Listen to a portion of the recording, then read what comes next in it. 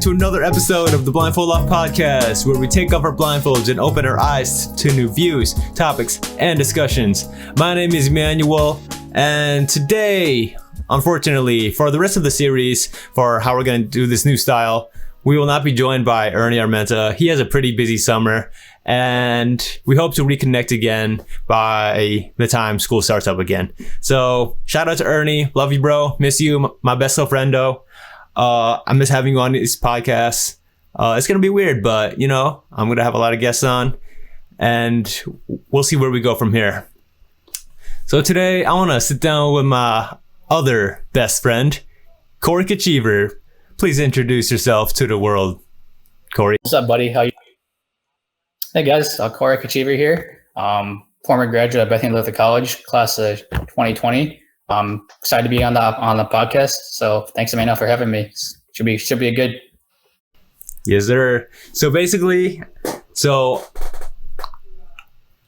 I wanted to sit down with Kory because he's also a friend of mine that graduated college 2 years ahead of me, or 2 years ago, right? You graduated 2 years ago? All right, yeah, 2 years ago. So he was in the same class as Ruth, who is also on this podcast with us. And we got to hear her side of the story about life after college. And I wanted to hear about my friend Kory's side of the story. Because, I mean, of course, you know, I'm sure you guys are... Okay, so speaking to Kory right now. So, Kory, I'm sure that you've had, you know, a pretty similar experience with Ruth about graduating college, especially when the pandemic hit, you know? Yeah, definitely. I think, I think it kind of hit everyone kind of unexpectedly. With obviously, we're in the middle of the semester in March, and all of a sudden we get the news that Bethany would be going online for the rest of the semester. And then obviously the news later that graduation would be postponed until the next school year. So obviously that was a little bit surprising. But again, you just gotta do what you're told and just do your best to, finish school, no matter if it's in person or online. I think thankfully for me, online wasn't that big of a transition because most of my classes were communicating classes. So I think for that, you kind of just you go to class and you obviously talk about the topics, but then most of the stuff is stuff you can do on your own time. So I think the hybrid blended well with my major, which is a good. I know some kids struggled with having their classes online because they need to be actually physically in class in order to get the best experience possible. So for me, it wasn't, like I said, it wasn't that big of a transition, which was good. But still definitely weird, not going to class every day. I think walking to class for me is just walking from my bedroom to my living room. So that was weird. But yeah, I mean, obviously we all survived. I think COVID, as bad as it was, it still blessed me with a bunch of opportunities. So I wouldn't be here without, COVID, because it's helped me think about things and where I want to go with my life. So like I said, as bad as it was, it really did help me out in the long run and helped me, get to where I am today. That's good, Kory. Yeah, I mean, like, just going back to what you said about how it affected you with your major, communications major, media arts major, lucky us.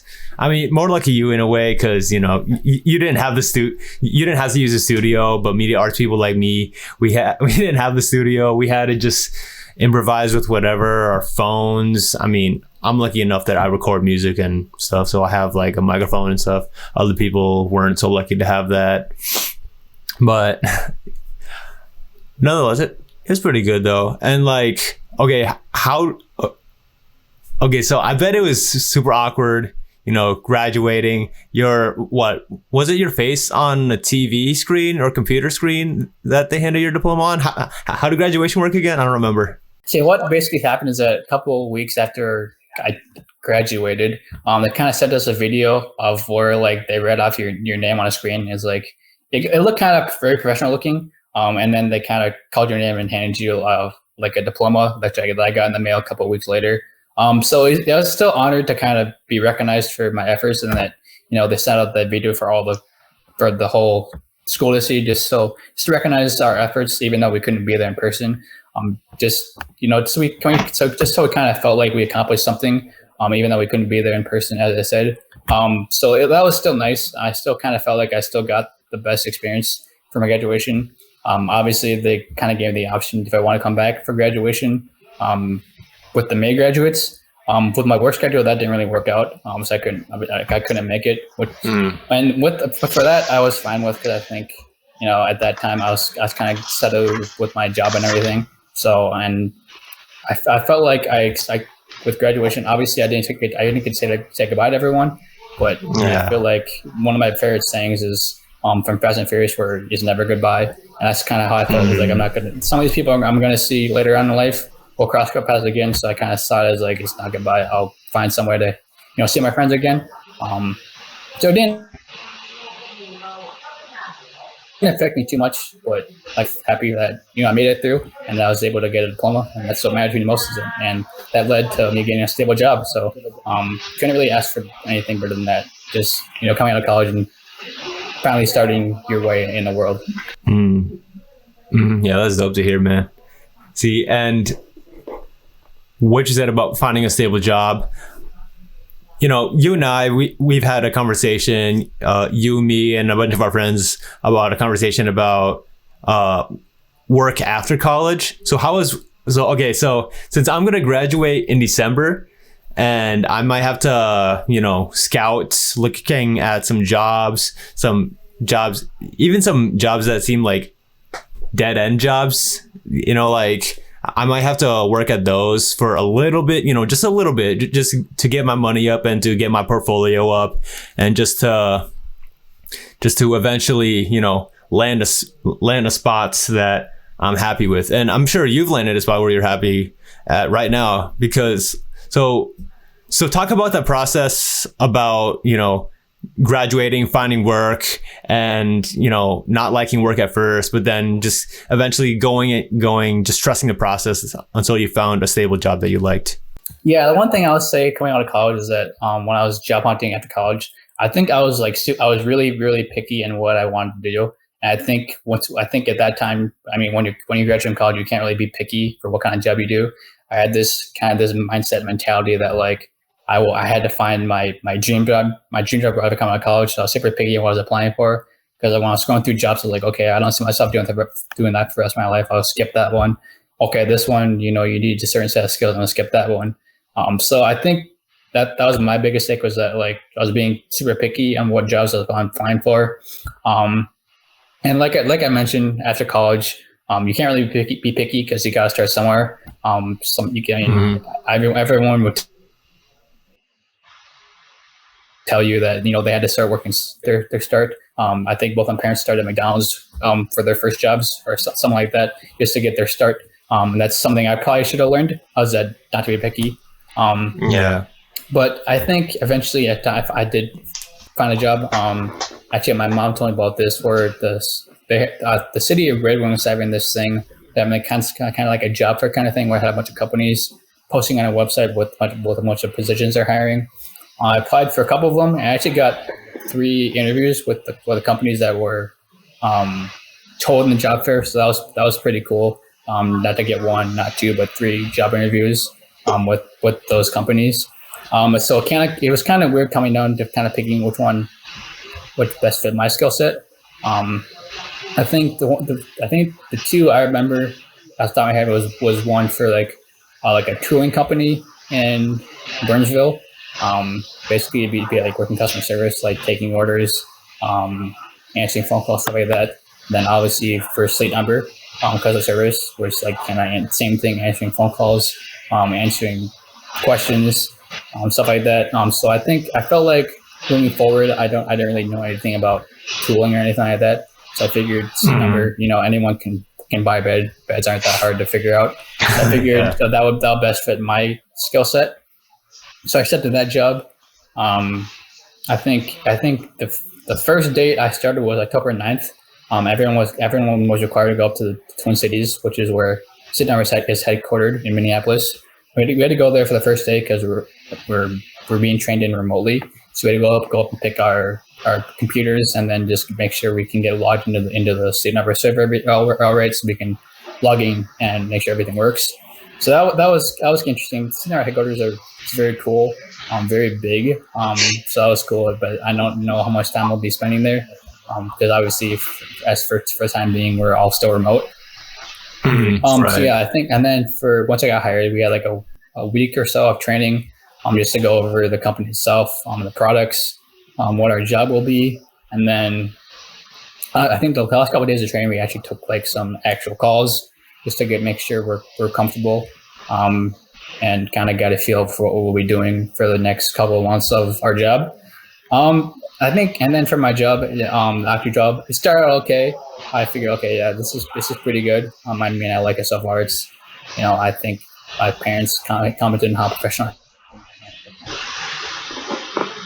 I'm on the phone too, and always willing to help. But then I don't know. I think towards the end, I think for customer service, people are always calling with like not how happy they are with the product, but how unhappy they are with the product and the company.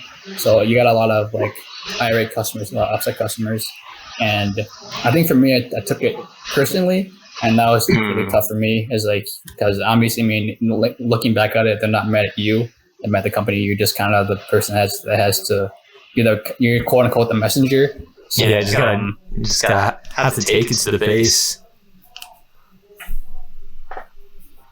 Yes, exactly. You got to take it. But like I said, I just took it way too personal and started to, affect my mood, my mentality. I know after a long day at work, I mean, I would go out and my parents would ask me about work, and I would just vent, and like it wasn't really healthy.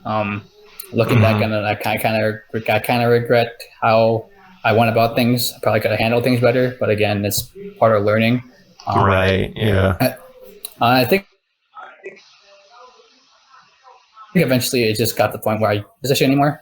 So I was like, well, there's one or two options: either quit and find a new job, or see if they have anything internal. I think my parents helped with that too. They kind of weighed all the options for me. Like, okay, well, like, yeah, you can quit, but again, if you finding a different job might be harder because it won't be, you don't really know what you're walking into. And plus, going down the road, it's like, if one employer sees you only lasted like 3 or some months at this company, like it doesn't look good. It doesn't look good at all on the resume. We're gonna say like this person didn't last that long. We're not sure if you'll even be committed to this company if we take a chance on them. So that was a tough option. And option number 2 was kind of just stick it out and see if anything else comes up like internally down the road. So I went with option number 2, just to stick it out. Kind of maybe make some changes to mentality, so like maybe can get through work better, and so I'm not as angry all the time, and like just so I'm enjoying work a lot more. That's what I did. It got a little better towards the end, but thank gosh, an opportunity came up where I could apply internally to a social media position. So I applied to that position. A few days later, I heard that they're interested in me and they want to schedule an interview with me. I'm like, okay, this is a really good start. This is looking good. I had an interview on I think it was like a Wednesday or Thursday in the afternoon. And I didn't think the interview went that well at all. I was okay, I totally just blew that was probably the worst interview I've ever had in my life. And it was just like the questions they're asking me is like, it was just caught me off guard. I'm like, I don't know how to answer these. I answered them the best I could, but like, it was just like my answers were like really repetitive, and like I felt like it wasn't gonna, like, how can I say it? Like, I was giving the same answer for every question. I'm like, and then after I got done, I was like, man, I just blew this opportunity. Like, this is so bad. But then afterwards, like after a couple minutes later, like the guy that interviewed me was like, hey, like, do you have time for a chat for a quick second? I'm like, yeah. Like, we can chat. I'm like, I was expecting, like, okay. I was like, consider options, but unfortunately, we're going to go in a different direction. I'm like, okay. That's what I was expecting. Then when he called me, he was like, well, interview went. I'm like, well, I think it went okay. Definitely could have done things a little bit better, but I think overall it went okay. He's like, yeah, I would agree with that. I was like, I could have expected some better quality answers from you, but I was able to kind of look between the lines and see potential. So I like to offer you this position for a social media professional. I'm like, and then it's just amazing how much relief you feel, and like how weight comes off your shoulders. Not like just so that, I think for social media, that's kind of my niche too, because I'm always on social media. I like, social media is like today's niche. Everyone's always on it, posting all that stuff. And I think that's the way of communication nowadays is social media. So I think that'd be more geared toward my skill set. So thank gosh that he saw like a potential in me that like, okay, we're going to take a chance on this kid and see what he can do. I think interview, like I said, was either Wednesday or Thursday, and then the following Monday is when I started training. So it was a pretty quick transition. But I've been in that position since February, and loved it ever since. But I think it's a good thing to say. I think it's a good learning tool too. Is that sometimes you gotta stick through the bad jobs in order to get the job that you really want down the road. And like I said, thank goodness that I stuck it out and didn't go in a different direction, because without that, I wouldn't be here right now. Yeah, honestly, I just want to give like a big clapping or a big to you. I don't know where. Hang on, I think I have the sound effects somewhere. Because I unfortunately I can't really do sound effects with this new way of podcasting, but we'll do the old jazz hands. Jazz hands. Wait. Thank you, buddy. Yo, shout out to Kory. He found a job that he likes just by sticking through it. Yo, that's dope. That's honestly encouraging. Not gonna lie though, it was tough. I think mentally it was tough. It was a rough couple. I think I was a customer service representative for like 5 months. And it was probably like the longest 5 months of my life. It felt like a year to me. I think just in fact that like I said, you're dealing with upset customers for 8 hours a day on the phone. I'm not gonna say all of them. I'm not gonna say all of them are bad. Some people are pretty mild their understanding of like certain stuff, but other people they don't want to listen. They don't want to listen to anything you're saying, and they don't want to understand like the policies or whatever. But again, that's people are like that, and there's no point of explaining it. But again, like I said, that was like the longest 5 months I've ever had. But yeah, I think people suck. I still got to work for this company, so I'm not going to say I'm not going to expand on that too much. But yeah, like I said, it's just like my mentality was shot. My confidence wasn't there. There's times where can I even do the job anymore? Like I don't know how to talk people off the cliff. My anxiety was really bad too. Like I think was one of those days where you got up in the morning dreading go to work. And then obviously I for my shift I had like every other weekend off. So when Sunday rolled around, I got the Sunday blues where you're drained to go to work on Monday. Oh yeah. So that was really tough in dealing with those anxiety symptoms and wondering if you're ever gonna be good at your job, I guess. But I think it's always good to just kind of sit back and remind yourself that God has a plan for you. Obviously it's not going to be the way that you planned it to be, but he has the best options for you, and it's always good to just remember that to let him control. Right. I saw this meme where it was like a sad face, the face is all black and gloomy and depressed, and under the sad face it said stop giving me your toughest battles. And then it shows Jesus that says, you are my strongest soldier. And I'm like, just reflecting back on what you said about how God has a plan for everything. Of course, during your 5-month period doing customer service, I'm sure you didn't see any, light or any positivity out of this. Bro, God, these customers, they're so irritating. I don't know if I can do this. You just kind of want to give up, but you just, like you said, you just got to stick through it, keep pushing, remember that God has a plan. Remember the self-affirmations that, you did wake up today. You have the strength to walk. You have the ability to talk to people and communicate with them. You have a job, you're making money, you're living, and just taking those moments to pause in our life, especially when the world is so busy around us, social media especially. Everyone's posting only the good moments. No one's really posting about anxiety, their depression, their grief, their sadness. And social media itself is it's such a sugarcoat. You know what I mean? Yeah, I think too, building off that too, I think obviously we talked about like how when you're working a bad job, it's impossible to see like the light at the end of the tunnel, like because you feel like you're stuck in this bad situation that you can't get out of. But I think something that has stuck with me too is that my parents reminded me too, like, you looking back at it, you had a good opportunity like this, because with COVID, there's people that didn't have a job, people that lost their jobs because of COVID. Yeah. So you gotta count your blessings that you have a stable job that's paying you money, and then that's giving you a good source of income, because people out there that would probably die to be in your position, because COVID affected everyone in some way. Like I said, people lost their jobs because of COVID, so you gotta kind of just sit back and kind of think about how to be thankful for what God has given you. Just be thankful that it didn't affect you the way it's affected some people. Right. Like, I don't know so other word to use besides self-affirmation. That's like my favorite word right now. Self-affirmation. I think what I call for me is like they call it guided meditation, or like guided meditation. Yes, or self-affirmation or something or positive thinking or something like that. Yeah, positive thinking. Yeah. Positive thinking, just kind of reminding yourself. And something that I haven't done in a while. Shout out to Andrew Puckett. He told me about this thing to do every morning. It's to list 10 things that you're grateful for every morning, because it really helps change your perspective. I haven't done it in a minute.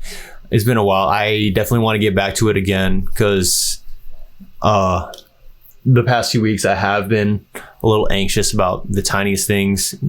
Like now that you have kind of defined or helped define what anxiety is, I've definitely had some anxiety moments.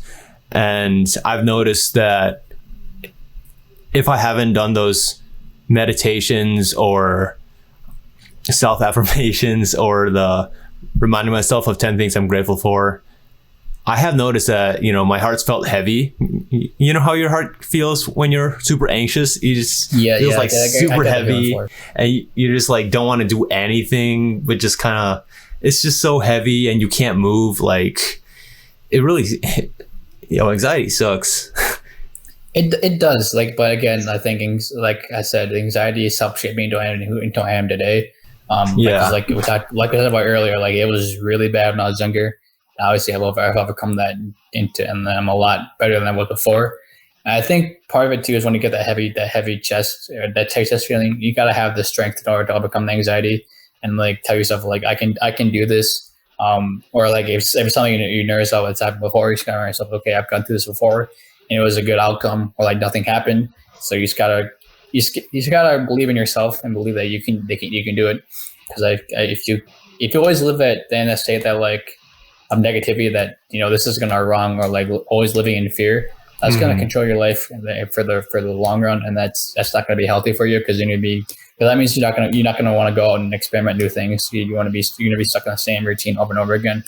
And I think just having that mindset that like you gotta go out there and try new things. You can't be worried about like what ifs, or the what ifs. What if this is going to be bad, or like what if this isn't go how I plan? That's just going to drag you down. That's going to affect your mentality in the long run. And I think it's like I said, it's important to always have this self positivity, and believe in yourself and believe that you can do it, because in reality you probably can. Yeah, honestly, like anxiety and anxious thoughts and overthinking, it only gives you a tunnel vision. It doesn't let you see the other options. It just has you focused on one thing, like, oh my gosh, what am I gonna do? What if this happens? What if this happens? You think of all the wrong opportunities instead of the good opportunities. Like, what if this happens? What if that happens? What if I die? What if I don't get with the girl, or whatever? Just stuff like that. And I think I had that too when I first moved in my new house in Mankato too. I had that anxiety too. Like, okay, what if like this house, what this neighborhood isn't as safe as the community? What if something happens in the house that I don't know how to fix? It's so you always it's those constant battles of like the what ifs, like I mentioned before. But again, the thing is like the only thing that helped me was like, okay, like you wanted this, you wanted to move down to Mankato to be closer to friends, you wanted to be independent, you wanted to do all this, you guys, and then so I think building up that too, it helps you kind of understand that, like, okay, like I wanted this, so I can deal with any roadblocks that come in the way. I think you know yourself better than anyone. You know your limits, and you know what you would need to do to succeed. And there's no one holding you back except for yourself. I think yourself is your biggest obstacle sometimes. You're always having those constant battles with yourself.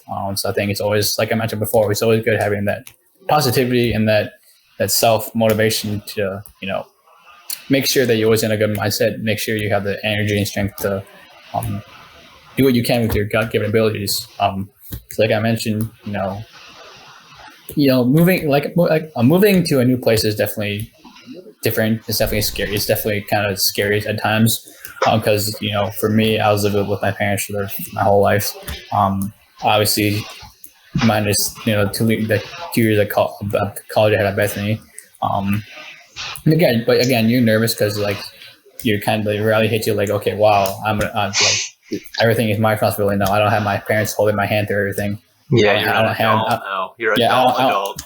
Yeah, you don't have them telling you to like do the dishes or like make sure the oven is turned off or like you have to go buy groceries or something like that. So it's because you've always had, like I said, you've always had that your parents might start telling you, guiding you in the right direction. But I think this time, like you're by yourself. You gotta make sure that you have everything planned out.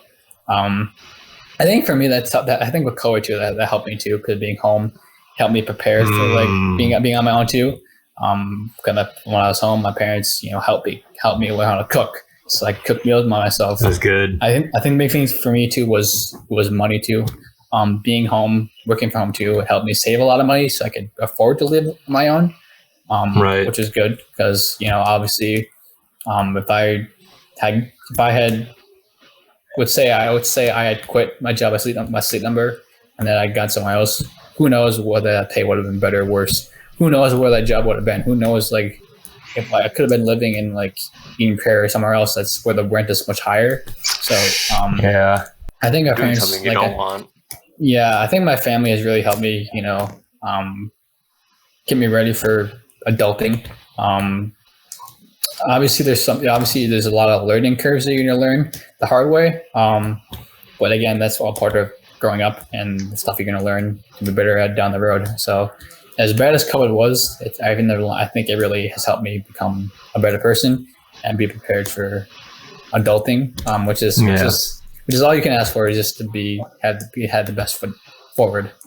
Right. Yeah. And see, with me, I'm about to graduate in December. Based on what you said about being home with your parents kind of teaching you everything, that's honestly what it's going to be like for me. Like, as soon as I graduate, I have an idea of what I want to do after I graduate. I want to give myself about 6 months after I graduate to just, be with my parents still, learn as much as I can, learn about how to pay bills, utilities, and taxes. Like, there's still a whole bunch of stuff with adulthood that I still need to learn. I need to learn as much as I can with a car. So like recently my dad taught me how to change a car battery, and I've never learned how to change a car battery before. I still have to learn how to change a tire too. So, once I'm not focused on school or getting money, then I'll have more time to focus on life responsibilities. I'll like you said, you learned how to cook food. Yeah, back to your saying about like moving back home. I think the thing too is that like I think some kids when they graduate, like they're kind of like reluctant to move back home, because I think when they graduate from college, they're like, okay, like graduate college, I can go go live my own without any, without anyone telling me what to do. But I think that's I don't necessarily agree with that. I understand the excitement of like living on your own and like having that fresh start. But again, I think you do need your family for some things. Of course. Like I said, moving back home, it's for a year and a half or whatever, however long it was since I graduated. It's helped me. Like I said, my parents helped me, learn how to cook. My dad's helped me, work on purchasing a car from him. They've helped me, become more responsible with money, doing laundry, making sure you have enough. You're not overspending money, so you have enough. You don't overspend, so you don't you're not worrying about you have enough money to spend on groceries this month or something like that. So I think no one should be afraid to move back home, because in the long run it saves you money, and then it also helps. True. It helps strengthen your skill set, so you become more confident moving out when that time comes. So I think looking back on it, if I had moved out right when COVID happened, I probably would have been a mess. That would have been a hot mess. Yeah. I would have had a lot of struggles that I probably wouldn't have had if I had stayed home. But yeah, I think you shouldn't be afraid to move back home. I think it's going to be helpful in the long run. I think that's something everyone should probably take advantage of.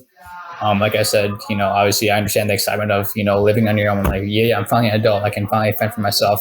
But again, I think there's some things you don't know yet. You need your family support in order to get the best results for yourself.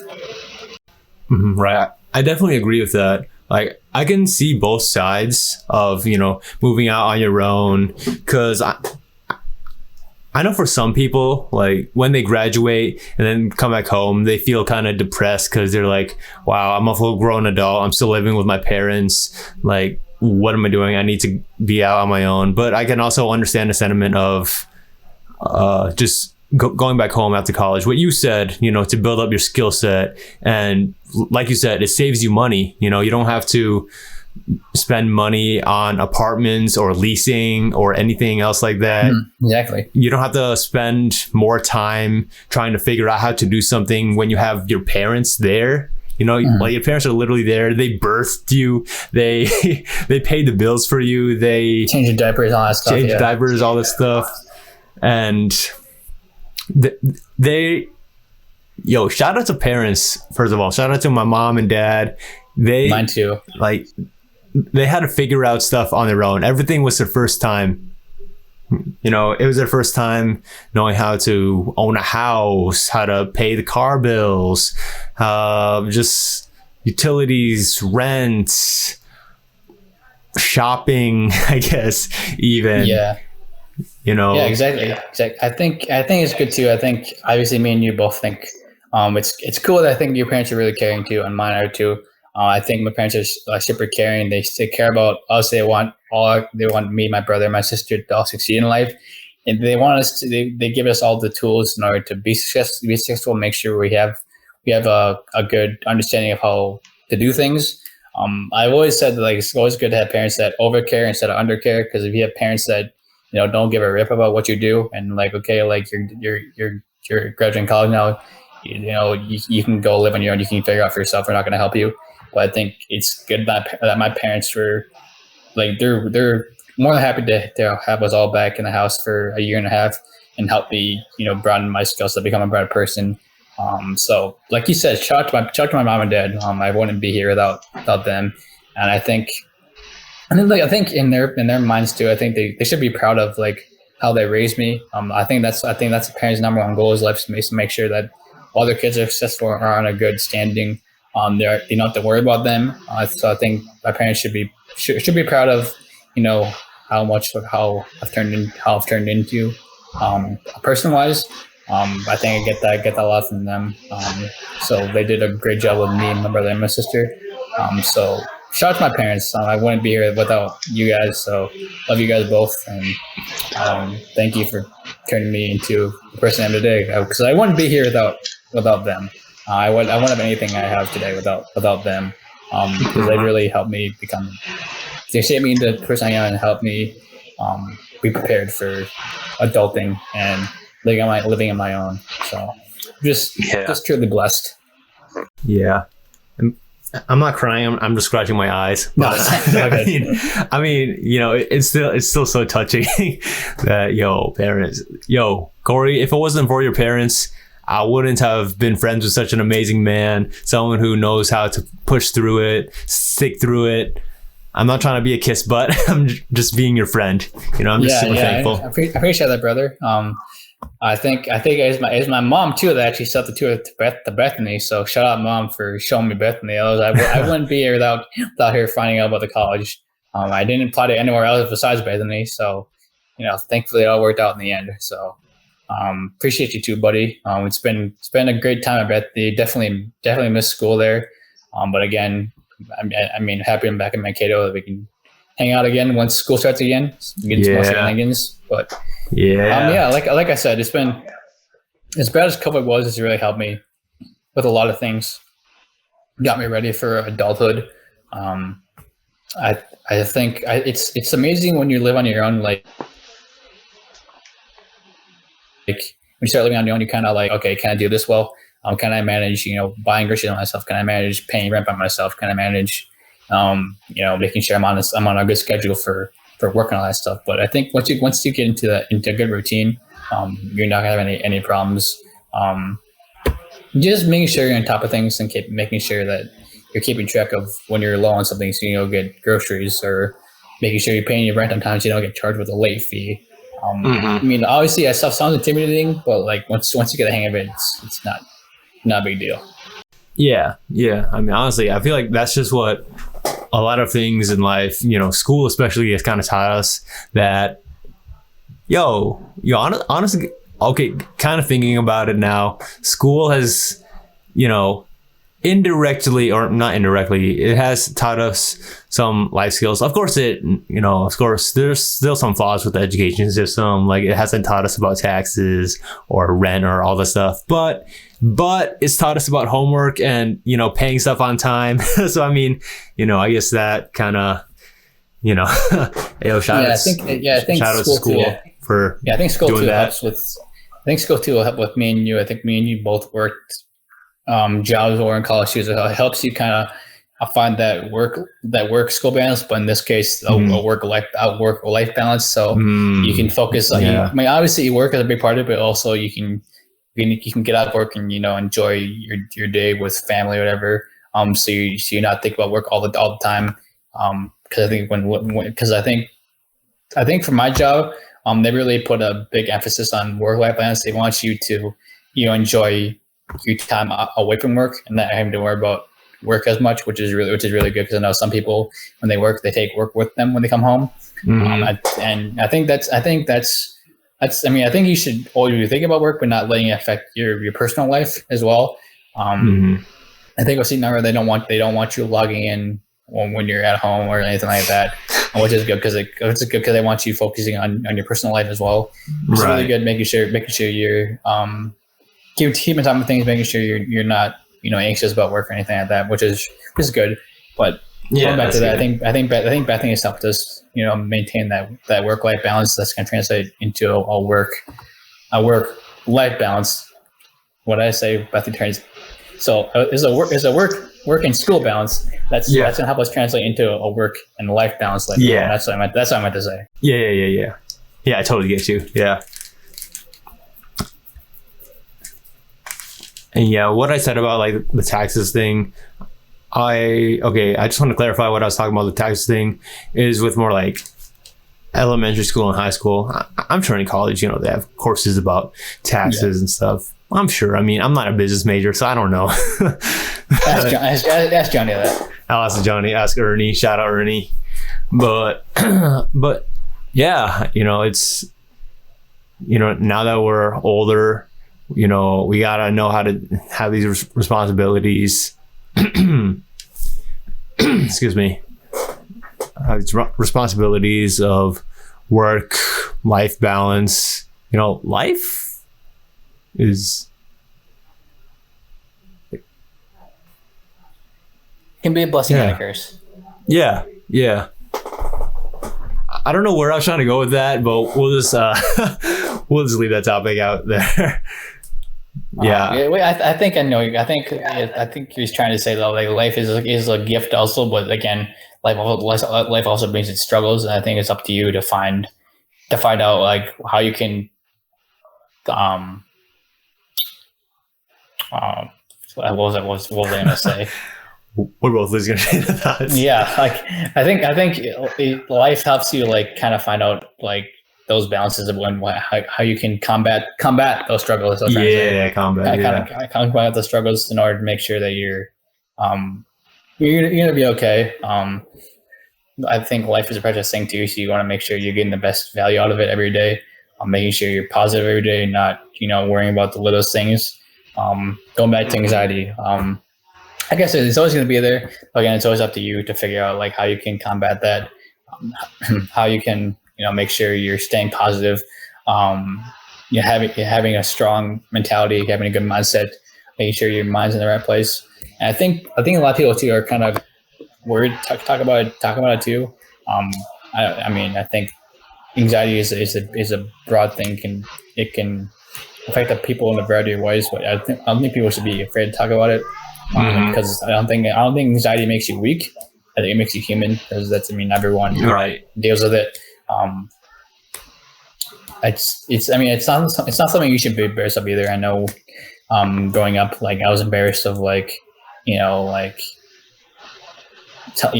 people knowing that like I couldn't leave, that my parents couldn't leave the house without me, having like a breakdown because I was so nervous about what's going to happen to them.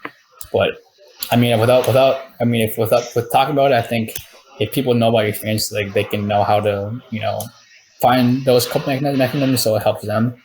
So I think your voice helps people find their voice as well, and helps them find their sense of relief. So I think people should never be afraid to talk about their problems, because there's always people out there that are willing to listen and willing to help you. So you should never feel like you're alone. Because like I said, anxiety doesn't make you weaker; it makes you human. I like to say that, like, sometimes I feel like, I sometimes feel like I'm that person, like, I'm alone. No one else understands how I'm feeling. When that in reality, that's not necessarily the case. Like, everyone has anxiety in a variety of ways. It affects much different people. So yeah, if anyone's out there that's dealing with anxiety, never be afraid to, talk about it. I think even if like, does it seem like anyone's listening? We are, and we're always willing to help. I think it's always good to find that a sense of relief too, and find out how you can battle this demon per se. And I want to find I follow us always just trusting God too. God doesn't give you these symptoms just to be rude or to be mean or anything. God has a plan for you. He wants to maybe use this anxiety to help you better yourself in the future. So that's always something that helps me is, think about the bigger picture and how God has given me this ability, not for bad, but for good in the future. Maybe you won't understand it at the moment, but you will down the road. Right. That's very well put, Kory. I like what you said about that. And I just want to add on to what you said too about how anxiety doesn't make you weaker, or admitting to anxiety doesn't make you weaker. It makes you human. But admitting that we're human also makes us stronger. Yeah, I just wanted to add that because I like what you said about that. Yeah, like I said, it's like I growing up, like it was bad, but then like as I got older, it got better, and then but like I said, when I was working customer service for 5 months, so like it wasn't as bad as I was when I was younger, but it was to that point where like going to work was a battle.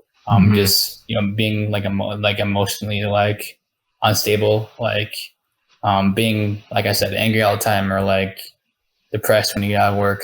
That's not healthy for anyone. So it's always important to find that relief of like how to, get through your day. Like maybe like you mentioned earlier, like writing down 10 things that are positive about the shift, or some things you learn about work, because maybe that'll help you in the long run. Like, okay, like I had this one bad call. Okay, how can I, improve on it so I'm in a better mood, so it doesn't get to me if this happens again. Right. Yeah. And since we're still on the topic of anxiety, I just remember this one video I saw. It's called "When Your Anxiety Kicks In at the Wrong Time" by Lenar Young.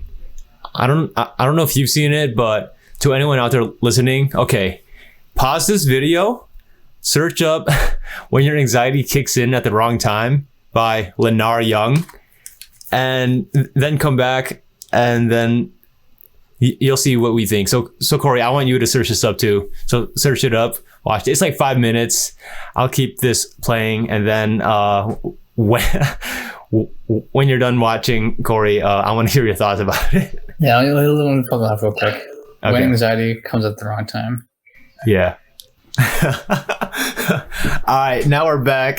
That was the best thing I've ever seen. Bro, but like, it's true though. Like, okay. Yeah, I agree with it. Like, you don't know how many times I've left my house and like, did I close the garage door? Did I lock my house? But again, like I said before, for me, I always double check, make sure my door's locked. But again, there's always that little bit of inkling of fear. Like, did I lock my house? Did I leave it? But again, you have to remind yourself, like, okay, I always double check. So, and then guess what? I come home, my door's locked, so nothing to worry about. Yeah. Yeah. See, it's good too that people put like a spin of humor and comedy onto anxiety, just to tell people that we all think these things, There's nothing to worry about. Like, you've definitely locked your door. You've definitely turned your stove off with the beans. You definitely turn off the stove with the beans on top. You've definitely put your... Who cooks beans right before they leave for a flight? I don't understand that. What? What do you do? Bro, I think I left my beans on the stove. I left the stove on. Dude, my turtle has a gun. Dude. Oh, he's probably shooting people right now. But yeah, I left my PlayStation by the sink. It's about to get wet. I'm just like, what? But like, but seriously, it's funny. It made me laugh, like made me belly laugh. You know what I mean? Like, yeah. But yeah. I think too though, like I said, that's another example. Like, you shouldn't be afraid to like talk about anxiety, because like I said, everyone has it, but sometimes it just affects people in worse ways than others. But again, like you said, like everyone has it in some way. So I'd say it's a pretty common symptom. But yeah, I think it's always about just being open about it, because I feel like, sometimes even talking about it just helps you get some of that relief off your chest. Like, okay, like this is how I'm feeling. Like, I just want someone to hear me out and listen. I think that's how it is with my job too, with social media, because when people are angry, they just want to vent and let it out, and then once it happens, they're fine. But yeah. Yeah. And yeah, just going back to what we said about self-affirmation, like, you definitely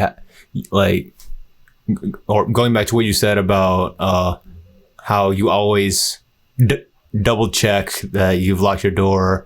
Like, for me, okay, something small that I sometimes get a little anxiety over is the fact that sometimes I leave my headlights on my car, and then the car battery just is dies. Like, yeah, it's just like dead or like dies and stuff. So it's funny you mentioned that, because my car, like, the lights are on, my car beeps, so like, it reminds me to turn the lights off. Oh, lucky. So I don't have to have that. But yeah, I understand what you're saying. Yeah. I think it's especially, I think when you're driving at night, I think you just gotta. Yeah, it's a new one, because I don't have to deal with that, because mine automatically reminds me when the lights are on. So I think for you, But obviously, like you've driven much times before at night, and like you've had your car Yeah, up and for, I always for how long? Yeah, yeah, and like something I always do is to switch the headlights off. So that's what I always do. So whenever I do feel a little anxious that I left it on, I always tell myself, but I always do the thing with the headlights. I always flick it off and stuff. So like it's nothing for me to worry about. I think too, even at home, like I think it's always good. Like if you're gonna leave the house, always have a routine of what you need to check before you leave too. Like making sure, like if you have more than one door, make sure the front door is locked. If you go out the back door, make sure the oven's off. Make sure the water's off. Make sure like all that stuff. Just kind of have like a checklist kind of thing in your mind of like what you need to do to make sure you don't have that anxious feeling. Because let's say you have that feeling when you're driving, like oh my gosh, did I turn off the stove? You gotta go through that mental checklist. Okay, like I did that. That's good. I don't have to worry about that. I did that. I don't have to worry about that either. So I think having that checklist too helps you. You don't have to worry as much. Right. Yeah. It keeps your brain in check. Keeps it. It just helps you just stay in check. Yeah, exactly.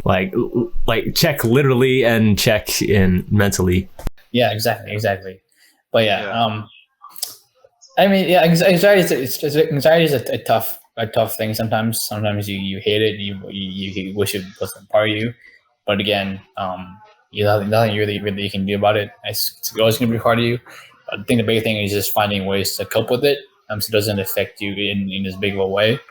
Obviously, I'm a big advocate for that.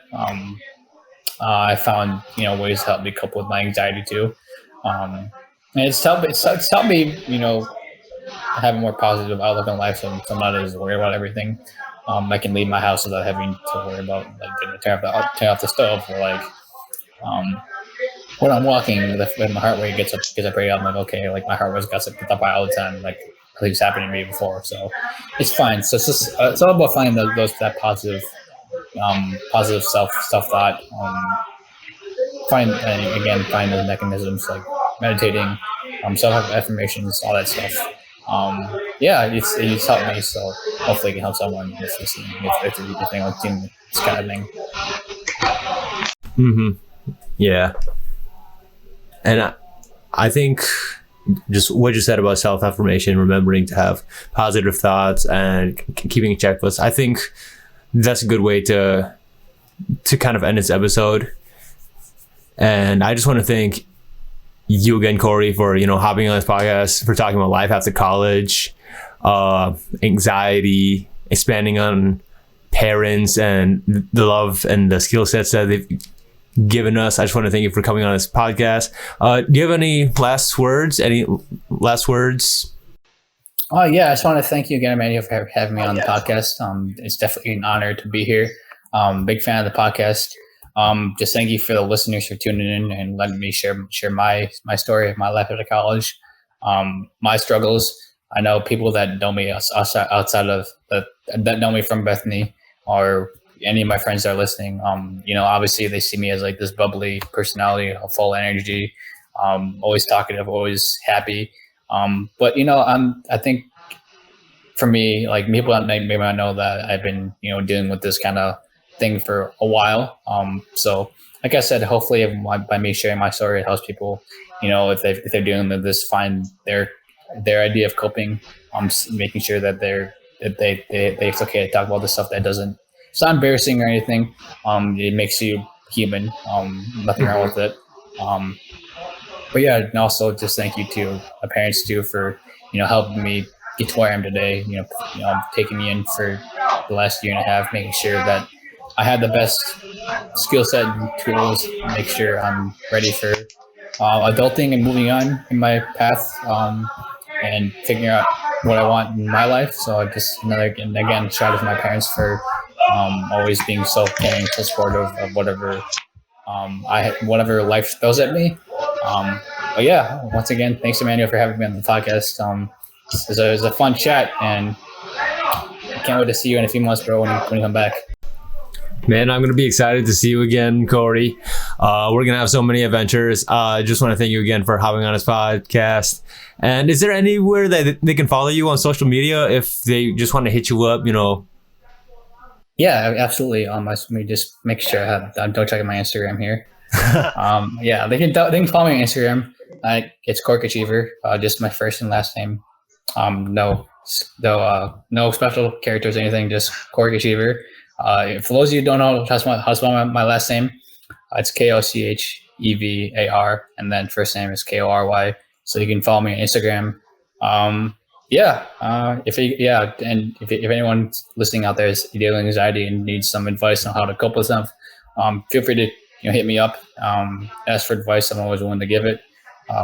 Always willing to listen to anyone's story and provide the help when I need it. So, like I said, don't ever be afraid to reach out for assistance if you need help, and don't be afraid to find that coping mechanism that works for you. Make sure that you're living the most positive aspect of your life that you can. So yeah, that's all I got to say. But again, thank you so much, Emmanuel, for having me on the podcast. Great opportunity, and love what you're doing, man. All right, spot on. Thank you, Kory. Yeah, if you want to follow the Blindfold Off Podcast, you can find us on Facebook at Blindfold Off Podcast, Twitter at Blindfold Off Pod, Instagram at Blindfold Off Podcast, and you can follow me at Emmanuel LKD on Instagram and all the other social media platforms, and follow Kory at Kory Kochevar on Instagram. So thank you guys so much for listening. We hope that you enjoy listening, and we hope that you learn something new. So take care, guys, and peace out.